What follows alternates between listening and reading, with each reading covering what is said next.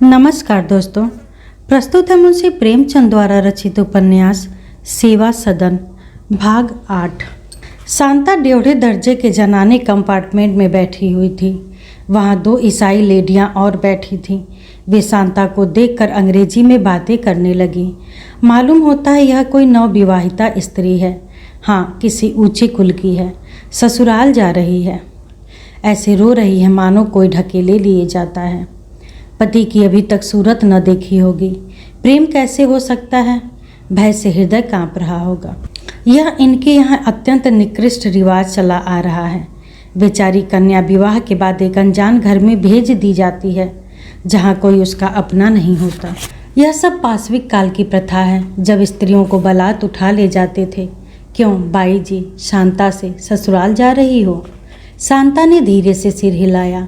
तुम इतनी रूपवती हो, तुम्हारा पति भी तुम्हारे जोड़ का है? शांता ने गंभीरता से उत्तर दिया। पति की सुंदरता नहीं देखी जाती, यदि वह काला कलोटा हो तो। शांता ने गर्व से उत्तर दिया। हमारे लिए वह देवतुल्य हैं, चाहे कैसा ही हो। अच्छा, मान लो तुम्हारे ही सामने 2 मनुष्य लाए जाएं, एक रूपवान हो, दूसरा कुरूप, तो तुम किसे पसंद करोगी? शांता ने दृढ़ता से उत्तर दिया, जिसे हमारे माता पिता पसंद करें। शांता समझ रही थी कि यह दोनों हमारी विवाह प्रथा पर आक्षेप कर रही हैं। थोड़ी देर के बाद उसने उनसे पूछा, मैंने सुना है आप लोग पति खुद चुन लेती हैं। हाँ, हम इस विषय में स्वतंत्र हैं। आप अपने को माँ बाप से अधिक बुद्धिमान समझती हैं। हमारे माँ बाप क्या जान सकते हैं कि हमको उनके पसंद किए हुए पुरुषों से प्रेम होगा या नहीं। तो आप लोग विवाह में प्रेम मुख्य समझती हैं। हाँ, और क्या, विवाह प्रेम का बंधन है। हम विवाह को धर्म का बंधन समझते हैं। हमारा प्रेम धर्म के पीछे चलता है। 9 बजे गाड़ी मुगलसराय पहुंची। विट्ठल दास ने आकर शांता को उतारा और दूर हटकर प्लेटफार्म पर ही कालीन बिछाकर उसे बैठा दिया। बनारस की गाड़ी खुलने में आधा घंटे की देर थी। शांता ने देखा कि उसके देशवासी सिर पर बड़े बड़े गट्ठर लादे एक संकरे द्वार पर खड़े हैं और बाहर निकलने के लिए एक दूसरे पर गिरे पड़ते हैं। एक दूसरे तंग दरवाजे पर हजारों आदमी खड़े अंदर आने के लिए धक्कम धक्का कर रहे हैं, लेकिन दूसरी ओर एक चौड़े दरवाजे से अंग्रेज लोग छड़ी घुमाते कुत्तों को लिए आते जाते हैं। कोई उन्हें नहीं रोकता, कोई उनसे नहीं बोलता। इतने में पंडित पद्म सिंह उनके निकट आए और बोले, शांता, मैं तुम्हारा धर्म पिता पद्म सिंह हूँ। शांता खड़ी हो गई और दोनों हाथ जोड़कर उन्हें प्रणाम किया। पद्म सिंह ने कहा, तुम्हें आश्चर्य हो रहा होगा कि हम लोग चुनार क्यों नहीं उतरे। इसका कारण यही है कि अभी तक मैंने भाई साहब से तुम्हारे विषय में कुछ नहीं पूछा। तुम्हारा पत्र मुझे मिला तो मैं ऐसा घबरा गया कि मुझे तुम्हें बुलाना परम आवश्यक जान पड़ा। भाई साहब से कुछ कहने सुनने का अवसर ही नहीं मिला, इसलिए अभी कुछ दिनों तक बनारस रहना पड़ेगा। मैंने यह उचित समझा है कि तुम्हें उसी आश्रम में ठहराऊं जहां आजकल तुम्हारी बहन सुमन बाई रहती है। सुमन के साथ रहने से तुम्हें किसी प्रकार का कष्ट न होगा। तुमने सुमन के विषय में जो कलंकित बातें सुनी हैं उन्हें हृदय से निकाल डालो। अब वह देवी है, उसका जीवन सर्वथा निर्दोष और उज्जवल हो गया है। यदि ऐसा न होता तो मैं अपनी धर्मपुत्री को उसके साथ रखने पर कभी तैयार न होता। 1-2 महीने में मैं भैया को ठीक कर लूँगा। यदि तुम्हें इस प्रबंध में कुछ आपत्ति हो तो मुझसे साफ साफ कह दो कि कोई और प्रबंध करूँ। पद्म सिंह ने इस वाक्य को बड़ी मुश्किल से समाप्त किया। सुमन की उन्होंने प्रशंसा की, उस पर उन्हें स्वयं विश्वास नहीं था। मदन सिंह के संबंध में भी वे उससे बहुत अधिक कह गए जो वह कहना चाहते थे। उन्हें इस सरल हृदय कन्या को इस भांति धोखा देते हुए मानसिक कष्ट होता था। शांता रोते हुए पद्म सिंह के चरणों पर गिर पड़ी और लज्जा, नैराश्य तथा विषाद से भरे हुए यह शब्द उसके मुख से निकले, आपकी शरण में हूँ, जो उचित समझिए वही कीजिए। शांता का हृदय बहुत हल्का हो गया। अब उसे अपने भविष्य के विषय में चिंता करने की आवश्यकता न रही। उसे कुछ दिनों के लिए अपना जीवन मार्ग निश्चित मालूम होने लगा। वह इस समय उस मनुष्य के सदृश थी जो अपने झोपड़े में आग लग जाने से इसलिए प्रसन्न हो कि कुछ देर के लिए वह अंधकार के भय से मुक्त हो जाएगा। 11 बजे ये तीनों प्राणी आश्रम में पहुंच गए। विट्ठल दास उतरे कि जाकर सुमन बाई को खबर दूं, पर वहां जाकर देखा तो वह बुखार में बेसुध पड़ी थी। आश्रम की कई स्त्रियां उसकी शुश्रूषा में लगी हुई थीं। कोई पंखा झलती थी, कोई उसका सिर दबाती थी, कोई पैरों को मल रही थी। बीच बीच में कराहने की ध्वनि सुनाई देती थी। विट्ठल दास ने घबरा कर पूछा, डॉक्टर को बुलाया था? उत्तर मिला, हाँ, वह देखकर अभी गए हैं। कई स्त्रियों ने शांता को गाड़ी से उतारा। शांता सुमन बाई चारपाई के पास खड़ी होकर बोली, जी जी। सुमन ने आंखें खोली। शांता मूर्तिवत खड़ी अपनी बहन को करुण तथा सजल नेत्रों से देख रही थी। यही मेरी प्यारी बहन है, जिसके साथ मैं 3-4 साल पहले खेलती थी। वह लंबे लंबे काले केश कहाँ हैं? वह कुंदन सा दमकता हुआ मुख चंद्र कहाँ है? वह चंचल सजीव मुस्कुराती हुई आंखें कहाँ गईं? वह कोमल चपल गात, वह इगुर सा भरा हुआ शरीर, वह अरुण वर्ण कपोल कहाँ लुप्त हो गए? यह सुमन है या उसका शव अथवा उसकी निर्जीव मूर्ति? उस वर्णहीन मुख पर विरक्ति, संयम तथा आत्मत्याग, निर्मल व शांतिदायिनी ज्योति झलक रही थी। शांता का हृदय क्षमा और प्रेम से उमड़ उठा। उसने अन्य स्त्रियों को वहाँ से हट जाने का संकेत किया और तब वह रोती हुई सुमन के गले से लिपट गई और बोली, जी जी, आंखें खोलो। जी कैसा है? तुम्हारी शांति खड़ी है। सुमन ने आंखें खोली और उन्मत्तों की भांति विस्मित नेत्रों से शांता की ओर देखकर बोली, कौन? शांति, तू हट जा, मुझे मत छू। मैं पापिन हूँ, मैं अभागिन हूँ, मैं भ्रष्ट हूँ। तू देवी है, तू साध्वी है।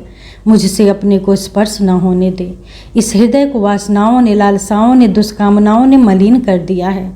तू अपने उज्ज्वल स्वच्छ हृदय को इसके पास मत ला। यहाँ से भाग जा। वह मेरे सामने नरक का अग्निकुंड दाग रहा है। यम के दूत मुझे उस कुंड में झोंकने के लिए घसीटे लिए जाते हैं। तू यहाँ से भाग जा। यह कहते कहते सुमन फिर मूर्छित हो गई। शांता सारी रात सुमन के पास बैठी पंखा झलती रही।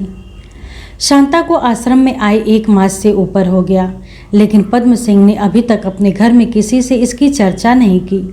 कभी सोचते भैया को पत्र लिखूं, कभी सोचते चलकर उनसे कहूं, कभी विट्ठल दास को भेजने का विचार करते, लेकिन कुछ निश्चय न कर सकते थे।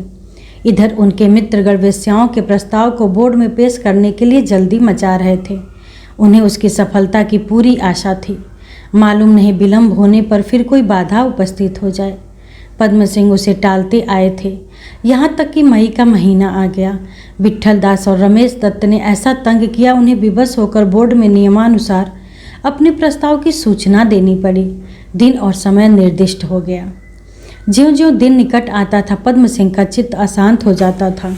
उन्हें अनुभव होता था कि केवल इस प्रस्ताव के स्वीकार हो जाने से सही उद्देश्य पूरा न होगा। इसे कार्य रूप में लाने के लिए शहर के सभी बड़े आदमियों की सहानुभूति और सहकारिता की आवश्यकता है। इसलिए वह हाजी हासिम को किसी न किसी तरह अपने पक्ष में लाना चाहते थे। हाजी साहब का शहर में इतना दबाव था कि वेश्याएं भी उनके आदेश के विरुद्ध न जा सकती थी। अंत में हाजी साहब भी पिघल गए। उन्हें पद्म सिंह की नेक नियति पर विश्वास हो गया। आज बोर्ड में यह प्रस्ताव पेश होगा। म्यूनिसिपल बोर्ड के अहाते में बड़ी भीड़ भाड़ है। वेश्याओं ने अपने दल बल सहित बोर्ड पर आक्रमण किया है। देखें बोर्ड की क्या गति होती है। बोर्ड की कार्यवाही आरंभ हो गई। सभी मेंबर उपस्थित हैं। डॉक्टर श्यामाचरण ने पहाड़ पर जाना मुलतवी कर दिया। मुंशी अबुल वफा को तो आज रात भर नींद ही नहीं आई। वह कभी भीतर जाते, कभी बाहर आते हैं। आज उनके परिश्रम और उत्साह की सीमा नहीं है। पद्म सिंह ने अपना प्रस्ताव उपस्थित किया और तुले हुए शब्दों में उसकी पुष्टि की। यह 3 भागों में विभक्त था। वेश्याओं को शहर के मुख्य स्थान से हटाकर बस्ती से दूर रखा जाए। उन्हें शहर के मुख्य सैर करने के स्थानों और पार्कों में आने का निषेध किया जाए। वेश्याओं का नाच कराने के लिए एक भारी टैक्स लगाया जाए और ऐसे जल से किसी हालत में खुले स्थानों पर न हो।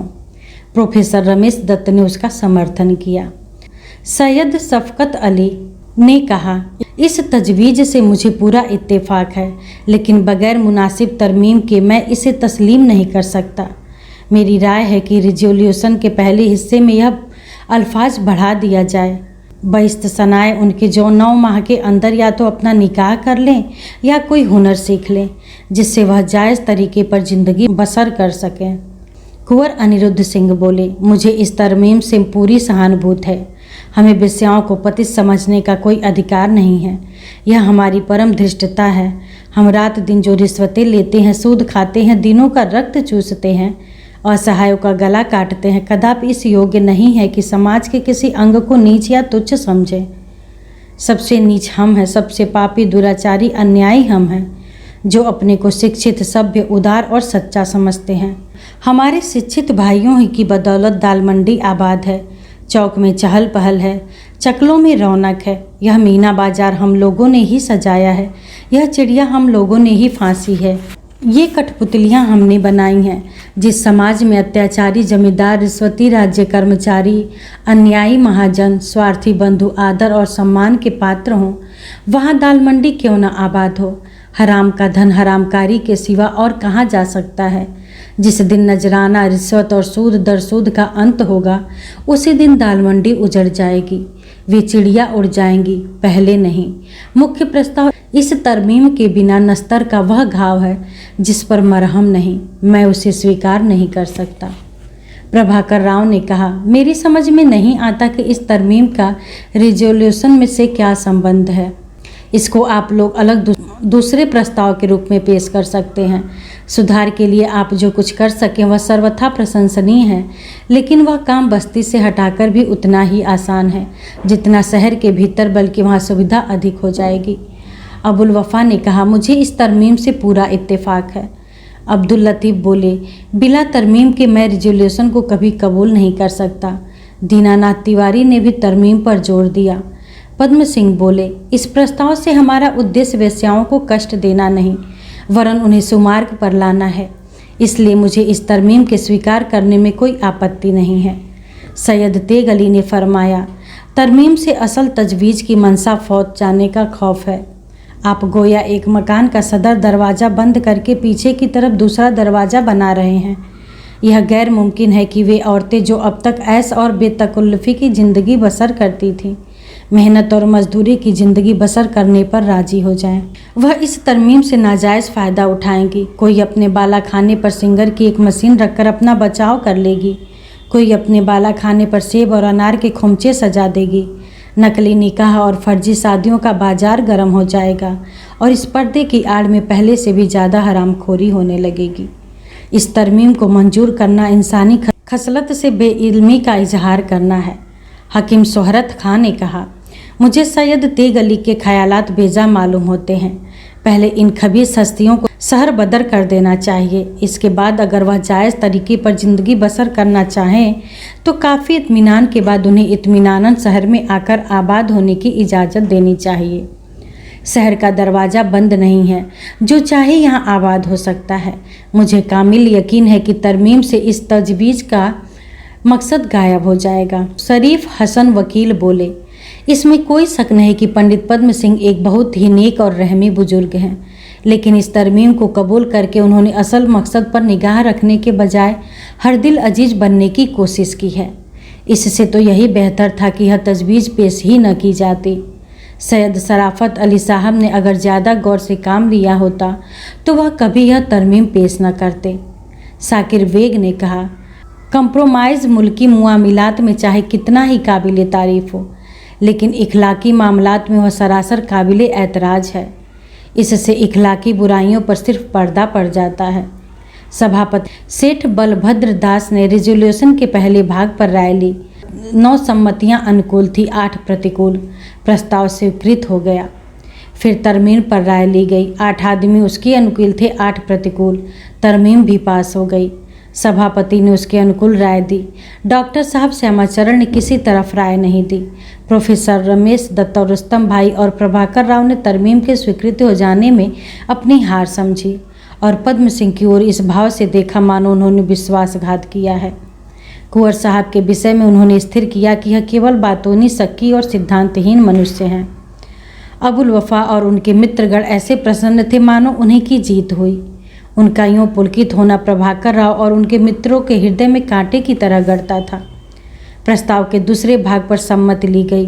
प्रभाकर राव और उनके मित्रों ने इस बार उसका विरोध किया। वह पद्म सिंह को विश्वासघात का दंड देना चाहते थे। यह प्रस्ताव अस्वीकृत हो गया। अबुल वफा और उनके मित्र बगले बजाने लगे। अब प्रस्ताव के तीसरे भाग की बारी आई। कुंवर अनिरुद्ध सिंह ने उसका समर्थन किया। हकीम शोहरत खां, सैयद शफकत अली, शरीफ हसन और साकिर बेग ने भी उसका अनुमोदन किया, लेकिन प्रभाकर राव और उनके मित्रों ने उसका भी विरोध किया। तरमीम के पास हो जाने के बाद उन्हें इस संबंध में अन्य सभी उद्योग निष्फल मालूम होते थे। वह उन लोगों में से थे जो या तो सब लेंगे या कुछ न लेंगे। प्रस्ताव अस्वीकृत हो गया। कुछ रात गए, सभा समाप्त हुई। जिन्हें हार की शंका थी वह हंसते हुए निकले, जिन्हें जीत का निश्चय था उनके चेहरे पर उदासी छाई हुई थी। चलते समय कुंवर ने मिस्टर रुस्तम भाई से कहा, यह आप लोगों ने क्या कर दिया? रुस्तम भाई ने व्यंग भाव से उत्तर दिया, जो आपने किया वही हमने किया। आपने घड़े में छेद कर दिया, हमने उसे पटक दिया। परिणाम दोनों का एक ही है। सब लोग चले गए। अंधेरा हो गया।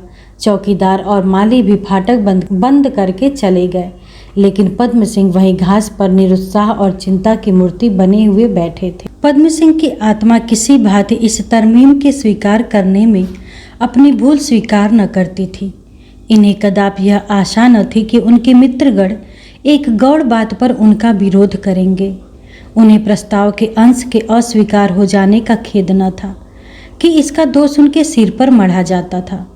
हालांकि उन्हें अब संपूर्णतः अपने सहकारियों की असहिष्णुता और अदूरदर्शिता प्रतीत होती थी। इस तरमीम को वह गौड़ ही समझते थे। इसके दुरुपयोग की जो शंकाएं की गई थी उन पर पद्म सिंह को विश्वास न था। वह विश्वास इस प्रस्ताव की सारी जिम्मेदारी उन्हीं के सिर डाल देता था। उन्हें अब यह निश्चय हो जाता था कि वर्तमान सामाजिक दशा के होते हुए इस प्रस्ताव से जो आशाएं की गई थी उनके पूरे होने की संभावना नहीं है। वह कभी कभी पछताते कि मैंने व्यर्थ ही यह झगड़ा अपने सिर लिया। उन्हें आश्चर्य होता था कि मैं कैसे इस कांटेदार झाड़ी में उलझा, और यदि इस भावी सफलता का भार इस तरमीम के सिर पर जा पड़ता तो वह एक बड़ी भारी जिम्मेदारी से मुक्त हो जाते।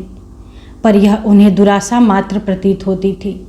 अब सारी बदनामी उन्हीं पर आएगी। विरोधी दल उनकी हंसी उड़ाएगा, उनकी उदंडता पर टिप्पणियां करेगा, और यह सारी निंदा उन्हें अकेले सहनी पड़ेगी। कोई उनका मित्र नहीं, कोई उन्हें तसल्ली देने वाला नहीं। विट्ठल दास से आशा थी कि वह उनके साथ न्याय करेंगे, उनके रूठे हुए मित्रों को मना लाएंगे, लेकिन विट्ठल दास ने उल्टे उन्हीं को अपराधी ठहराया। वह बोले, आपने इस तरमीम को स्वीकार करके सारा गुड़ गोबर कर दिया, बरसों की मेहनत पर पानी फेर दिया। केवल कुंवर सिंह वह मनुष्य थे जो पद्म सिंह के व्यथित हृदय को ढाढ़स देते थे और उनसे सहानुभूति रखते थे। पूरे महीने भर पद्म सिंह कचहरी न जा सके, बस अकेले बैठे हुए इसी घटना की आलोचना किया करते। उनके विचारों में एक विचित्र निष्पक्षता आ गई थी। मित्रों के वैमनस्य से उन्हें जो दुख होता था उस पर ध्यान देकर वह सोचते थे कि जब ऐसे सुशिक्षित विचारशील पुरुष एक जरा सी बात पर अपने निश्चित सिद्धांतों के प्रतिकूल व्यवहार करते हैं तो इस देश का कल्याण होने की कोई आशा नहीं।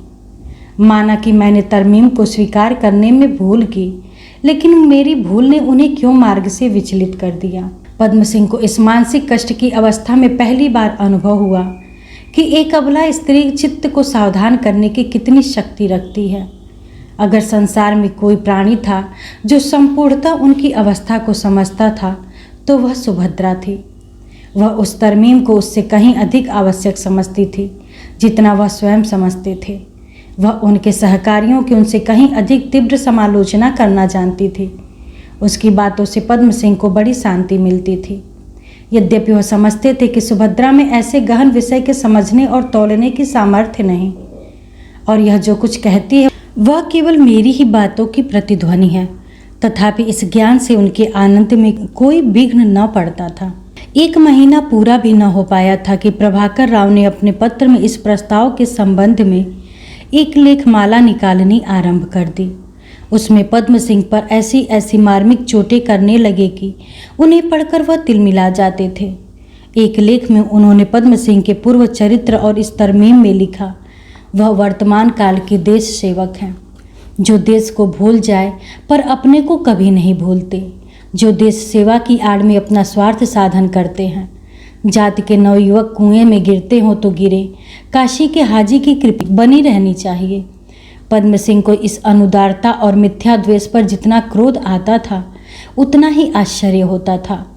और सज्जनता इस सीमा तक जा सकती है, यह अनुभव उन्हें आज ही हुआ।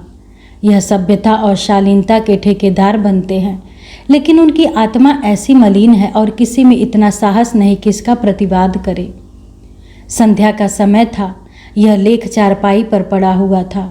पद्म सिंह सामने मेज पर बैठे हुए इस लेख का उत्तर लिखने की चेष्टा कर रहे थे, पर कुछ लिखते ना बनता था कि सुभद्रा ने आकर कहा, गर्मी में यहाँ क्यों बैठे हो, चलो बाहर बैठो। पद्म सिंह, प्रभाकर राव ने मुझे आज खूब गालियाँ दी हैं, उन्हीं का जवाब लिख रहा हूँ। सुभद्रा, यह तुम्हारे पीछे इस तरह क्यों पड़ा हुआ है? यह कहकर सुभद्रा वह लेख पढ़ने लगी और 5 मिनट में उसने उसे आद्योपांत पढ़ डाला। पद्म सिंह, कैसा लेख है? सुभद्रा, यह लेख थोड़े ही है, यह तो खुली हुई गालियां हैं। मैं समझती थी कि गालियों की लड़ाई स्त्रियों में ही होती है, लेकिन देखती हूँ तो पुरुष हम लोगों से भी बढ़े हुए हैं, ये विद्वान भी होंगे। पद्म सिंह, हाँ विद्वान क्यों नहीं हैं, दुनिया भर की किताबें चाटे बैठे हैं। सुभद्रा, और उस पर यह हाल। पद्म सिंह, मैं इसका उत्तर लिख रहा हूँ, ऐसी खबर लूँगा कि वह भी याद करें कि किसी से पाला पड़ा था। सुभद्रा, मगर गालियों का क्या उत्तर होगा?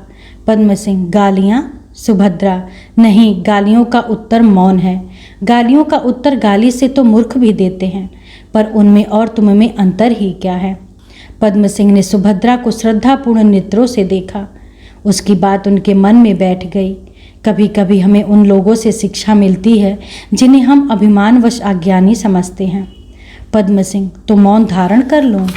सुभद्रा, मेरी तो यही सलाह है, उसे जो जी में आए बकने दो, कभी न कभी वह अवश्य लज्जित होगा, बस वही इन गालियों का दंड होगा। पद्म सिंह, वह लज्जित कभी न होगा, ये लोग लज्जित होना जानते ही नहीं। अभी मैं उसके पास जाऊं तो मेरा बड़ा आदर करेगा, हंस हंस कर बोलेगा, लेकिन संध्या होते ही फिर उस पर गालियों का नशा चढ़ जाएगा। सुभद्रा, तो उसका उद्यम क्या दूसरों पर आक्षेप करना है? पद्म सिंह, नहीं, उद्यम तो यह नहीं है, लेकिन संपादक लोग अपने ग्राहक बढ़ाने के लिए इस प्रकार कोई न कोई फुलझड़ी छोड़ते रहते हैं। ऐसे आक्षेपपूर्ण लेखों से पत्रों की बिक्री बढ़ जाती है, जनता को ऐसे झगड़ों में आनंद प्राप्त होता है और संपादक लोग अपने महत्व को भूलकर जनता के इस विवाद प्रेम का लाभ उठाने लगते हैं। गुरुपद को छोड़कर जनता की कलह प्रेम का आवाहन करने लगते हैं। कोई संपादक तो यहाँ तक कहते हैं कि अपने ग्राहक को प्रसन्न रखना हमारा कर्तव्य है, हम उनका खाते हैं तो उन्हीं का गाएंगे। सुभद्रा, तब तो ये लोग केवल पैसे के गुलाम हैं, इन पर क्रोध करने की जगह दया करनी चाहिए। पद्म सिंह मेज से उठ गए, उत्तर लिखने का विचार छोड़ दिया। वह सुभद्रा को ऐसी विचारशील कभी न समझते थे। उन्हें अनुभव हुआ कि यद्यपि मैंने बहुत विद्या पढ़ी है, पर इसके हृदय की उदारता तक मैं नहीं पहुंचता। यह अशिक्षित होकर भी मुझसे उच्च विचार रखती है। उन्हें आज ज्ञात हुआ कि स्त्री संतानहीन होकर भी पुरुष के लिए शांति आनंद का एक अविरल स्रोत है। सुभद्रा के प्रति उनके हृदय में एक नया प्रेम जागृत हो गया। एक लहर उठी जिसने वर्षों के जमे हुए मालिन्य को काटकर बहा दिया। उन्होंने विमल विशुद्ध भाव से उसे देखा। सुभद्रा इसका आशय समझ गई और उसका हृदय आनंद से विह्वल हो गया। सदन जब सुमन को देखकर लौटा तो उसकी दशा उस दरिद्र मनुष्य की सी थी जिसका वर्षों का संग्रह किया हुआ धन चोरों ने हर लिया हो। वह सोचता था, सुमन मुझसे बोली क्यों नहीं, उसने मेरी ओर ताका क्यों नहीं, क्या वह मुझे इतना नीच समझती है? नहीं, वह अपने पूर्व चरित्र पर लज्जित है और मुझे भूल जाना चाहती है। संभव है उसे मेरे विवाह का समाचार मिल गया हो और मुझे अन्यायी निर्दय समझ रही हो। उसे एक बार सुमन से मिलने की प्रबल उत्कंठा हुई। दूसरे दिन विधवाश्रम के घाट की ओर चला, लेकिन आधे रास्ते से लौट आया। उसे शंका हुआ कि कहीं शांता की बात चल पड़ी तो मैं क्या जवाब दूंगा। इसके साथ उसे ही स्वामी गजाधर प्रसाद का उपदेश भी याद आ गया। सदन अब कभी कभी शांता के प्रति अपने कर्तव्य पर विचार करता। महीनों तक सामाजिक व्यवस्था पर व्याख्यानों के सुनने का उस पर कुछ प्रभाव न पड़ता, यह असंभव था। वह मन में स्वीकार करने लगा था कि हम लोगों ने शांता के साथ अन्याय किया है, मगर अभी तक उस कर्तव्यात्मक शक्ति का उदय न हुआ था जो अपमान करती है और आत्मा की आज्ञा के सामने किसी की परवाह नहीं करती। वह इन दिनों बहुत अध्ययनशील हो गया था। दाल मंडी और चौक की सैर से वंचित होकर अब उसकी सजीवता इस नए मार्ग पर चल पड़ी। आर्य समाज के उत्सव में उसने व्याख्यान सुने थे जिसमें चरित्र गठन के महत्व का वर्णन किया गया था। उनके सुनने से उसका भ्रम दूर हो गया था कि मुझे जो कुछ होना था वह हो चुका। वहाँ उसे बताया गया था कि विद्वान होने से ही मनुष्य आत्मिक गौरव नहीं प्राप्त कर सकता, इसके लिए सच्चरित्र होना परम आवश्यक है। चरित्र के सामने विद्या का मूल्य बहुत कम है। वह उसी दिन से चरित्र गठन और मनोबल संबंधी पुस्तकें पढ़ने लगा और दिनों दिन उसकी यह रुचि बढ़ती जाती थी। उसे जब अनुभव होने लगा था कि मैं विद्याहीन होकर भी संसार क्षेत्र में कुछ काम कर सकता हूँ, उन मंत्रों में इंद्रियों को रोकने तथा मन को स्थिर करने के जो साधन बताए गए थे, उन्हें वह कभी न भूलता था। वह म्यूनिसिपल बोर्ड के उस जलसे में मौजूद था जब वेश्या संबंधी प्रस्ताव उपस्थित थे। उस तरमीम के स्वीकृत हो जाने से वह बहुत उदासीन हो गया था और अपने चाचा की भूल को स्वीकार करता था। लेकिन जब प्रभाकर राव ने पद्म सिंह पर आक्षेप करना शुरू किया तो वह अपने चाचा के पक्ष का समर्थन करने के लिए उत्सुक होने लगा। उसने 2-3 लेख लिखे और प्रभाकर राव के पास डाक द्वारा भेजे। कई दिनों तक वह उनके प्रकाशित होने की आशा करता रहा। उसे निश्चय था कि उन लेखों के छपते ही हलचल मच जाएगी, संसार में कोई बड़ा परिवर्तन हो जाएगा। ज्यों ही डाकिया पत्र लाता वह उसे खोलकर अपने लेखों को खोजने लगता, लेकिन उनकी जगह केवल द्वेष और द्रोह से भरे हुए लेख दिखाई देते। उन्हें पढ़कर उसके हृदय में एक ज्वाला सी उठने लगती थी। अंतिम लेख को पढ़कर उसका धैर्य हाथ से जाता रहा। उसने निश्चय किया कि अब चाहे जो हो संपादक महाशय की खबर लेनी चाहिए। अगर वह सज्जन होता तो मेरे लेखों को छापता। उसकी भाषा अशुद्ध सही पर वह तर्कहीन तो न थी। उन्हें छिपा रखने से साबित हो गया कि वह सत्यासत्य का निर्णय नहीं करना चाहता, केवल जनता को प्रसन्न करने के लिए नित्य गालियां बकता जाता है। उसने अपने विचारों को किसी प्रकार प्रकट नहीं किया। संध्या समय एक मोटा सा सोटा लिए हुए जगत कार्यालय में पहुंचा। कार्यालय बंद हो चुका था, पर प्रभाकर राव अपने संपादकीय कुटीर में बैठे हुए कुछ लिख रहे थे। सदन बेधड़क भीतर जाकर उनके सामने खड़ा हो गया। प्रभाकर राव ने चौंक कर सिर उठाया तो एक लंबे चौड़े युवक को डंडा लिए हुए उदंड भाव से खड़ा देखा। रुष्ट होकर बोले, आप कौन हैं? सदन, मेरा मकान यही है। मैं आपसे केवल यह पूछना चाहता हूँ कि आप इतने दिनों से पंडित पद्म सिंह को गालियाँ क्यों दे रहे हैं?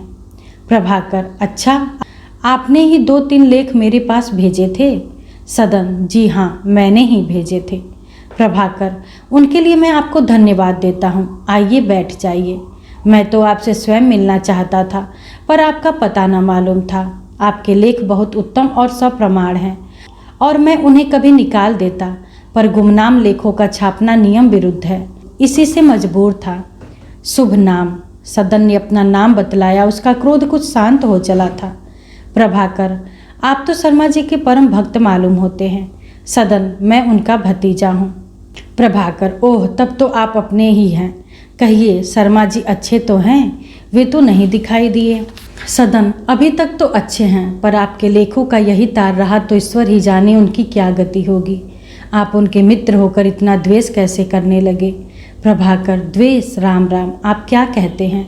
मुझे उनसे लेश मात्र भी द्वेष नहीं है। आप हम संपादकों के कर्तव्य को नहीं जानते। हम पब्लिक के सामने हृदय खोलकर रखना अपना धर्म समझते हैं। अपने मनोभावों को गुप्त रखना हमारे नीति शास्त्र में पाप है। हम न किसी के मित्र हैं न किसी के शत्रु। हम अपने जन्म के मित्रों को एक क्षण में त्याग देते हैं और जन्म के शत्रुओं से एक क्षण में गले मिल जाते हैं। हम सार्वजनिक विषय में किसी को क्षमा नहीं करते, इसलिए कि हमारे क्षमा करने से उनका प्रभाव और भी हानिकारक हो जाता है। पद्म सिंह मेरे परम मित्र हैं और मैं उनका हृदय से आदर करता हूँ। मुझे उन पर आक्षेप करते हुए हार्दिक वेदना होती है। परसों तक मेरा उनसे केवल सिद्धांत का विरोध था, लेकिन परसों ही मुझे प्रमाण मिले हैं जिनसे विदित होता है कि उस तरमीम के स्वीकार करने में उनका कुछ और ही उद्देश्य था।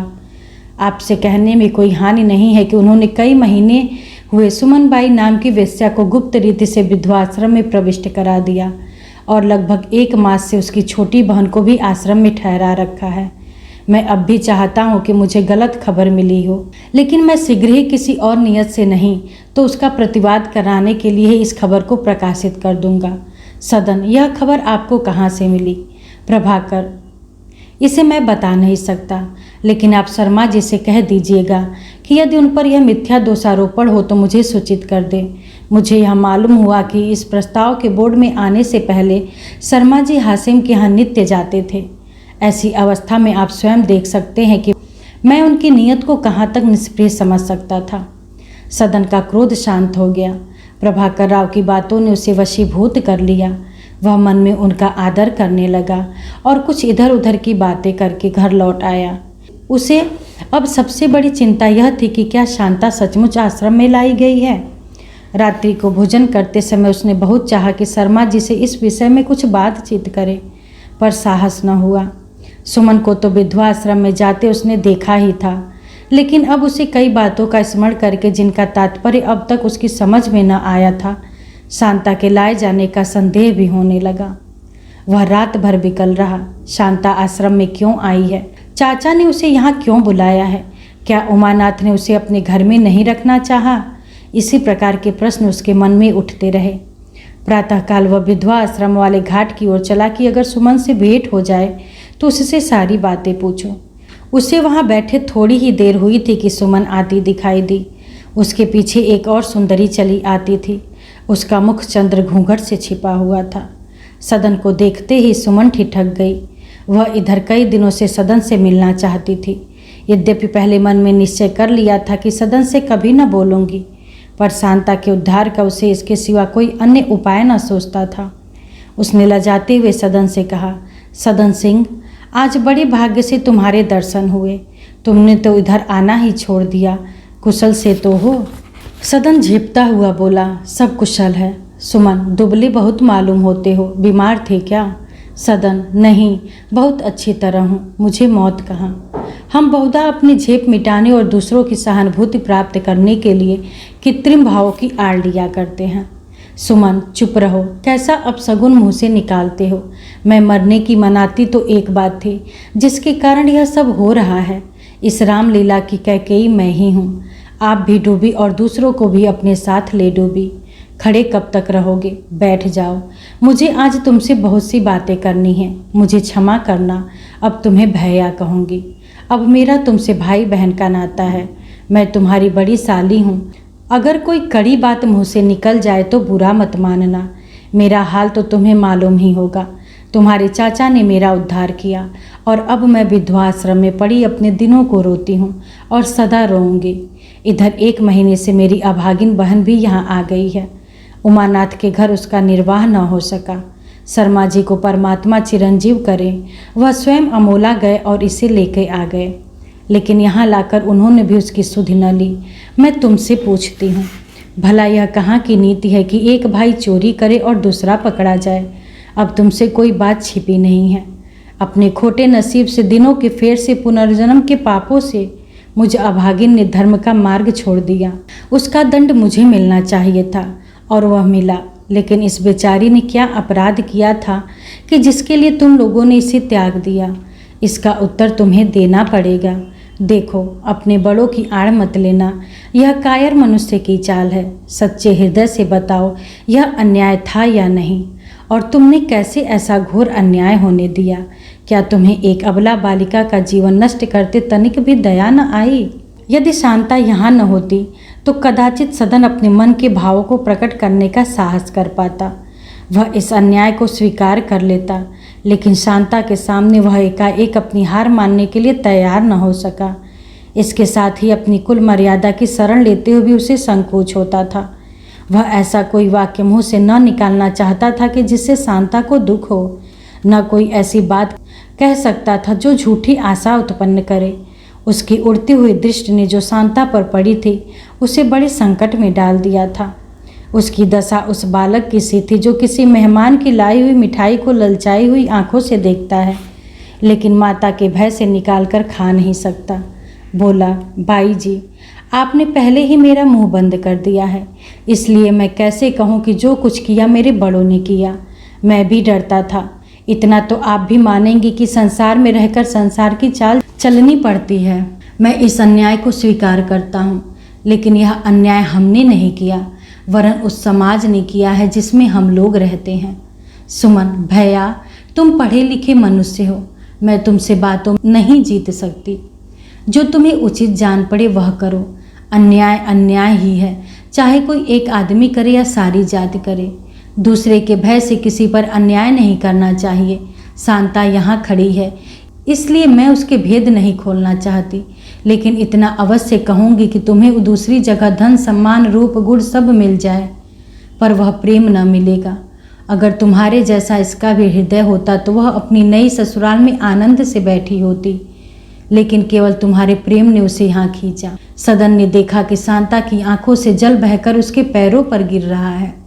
उसका सरल प्रेम त्रिषित हृदय शोक से भर गया है। अत्यंत करुण स्वर से बोला, मेरी समझ में नहीं आता कि क्या करूं। ईश्वर साक्षी है कि दुख से मेरा कलेजा फटा जाता है। सुमन, तुम पुरुष हो, परमात्मा ने तुम्हें सब शक्ति दी है। सदन, मुझसे जो कुछ कहिए करने को तैयार हूँ। सुमन, वचन देते हो?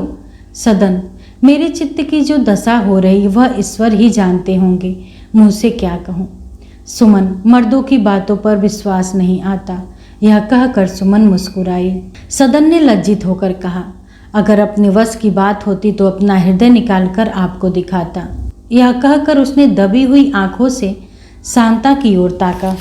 सुमन, अच्छा तो इसी गंगा नदी के किनारे शांता का हाथ पकड़कर कहिए कि तुम मेरी स्त्री हो और मैं तुम्हारा पुरुष हूँ।